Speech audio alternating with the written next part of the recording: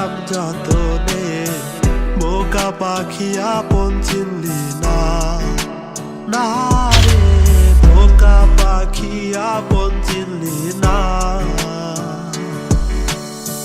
কেমন আগুন জ্বালাইলি বুকে ও বেইমান রে, জইরা পুইরা কয়লা হইলাম রে। কেমন আগুন জ্বালাইলি বুকে ও বেইমান রে, জইরা পুইরা কয়লা হইলাম রে। ছি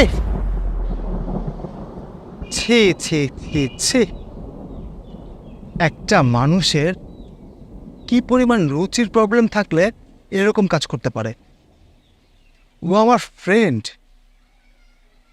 আরে মানে দিন দুনিয়ার সবাই আমার সাথে বেইমানি করবে, কিন্তু আমার বন্ধু আমার সাথে না একটা মেয়ের জন্য তো কখনোই বেইমানি করবে না। কি ভাবলি রেখে তুই? তোরা নারীরা কি এক পুরুষে আসক্ত হতে পারিস না? তোর সাথে কথা বলতেও না আমার ঘৃণা হচ্ছে। আজকে আমার বন্ধুর জায়গায় অন্য কেউ থাকলে তোর এই ফুসলানিতে না ঠিকই পড়ে যেত, কিন্তু আফসোস সব ছেলে না এক হয় না। তুই যেটা ভাবছোস সেটা কখনোই সম্ভব না। তুই তো আমার বন্ধুরা পাইলেই না, তারপর আবার আমাকে হারাইলি। আফসোস, সত্যিই খুব আফসোস হচ্ছে। আজকে আমাকে লাগছে হচ্ছে না, এরপর লাগবে আমার বন্ধুকে। 2 দিন পর তাও হবে না। তোরা তো আসলে গোল্ড ইয়ার, খালি 2 দিন পর পর জামা চেঞ্জের মতো পুরুষ চেঞ্জ করেছি। তোদের মতো মেয়েদের না বেঁচে থাকার থেকে না থাকাই অনেক ভালো। শুধুমাত্র তোদের মতো মেয়েদের কারণেই পুরা মেয়ে জাতিটা না বদনাম হয়। 2 দিন পর আমাদের মতো ছেলেরাই স্ট্যাটাস দেবে মেয়েরা ছলনাময়ী। আসলে কি সব মেয়ে ছলনাময়ী?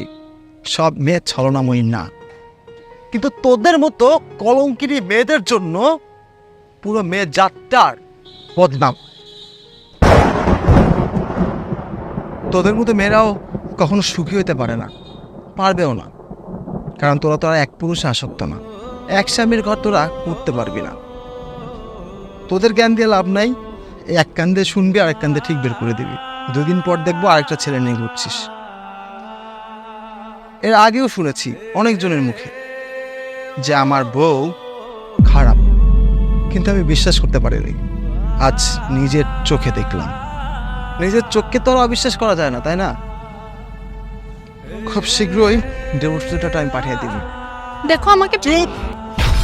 তোকে ক্ষমা চাইতেও আমি দিব না, কারণ তোকে ক্ষমা চাইতে দেওয়াও না অপরাধ হয়, আর সেখানে ক্ষমা করা তো দূরে থাক। ভালো থাক। আর হ্যাঁ, খবরদার খবরদার আমার সাথে যোগাযোগ করার চেষ্টা করবি। তালাক তালাক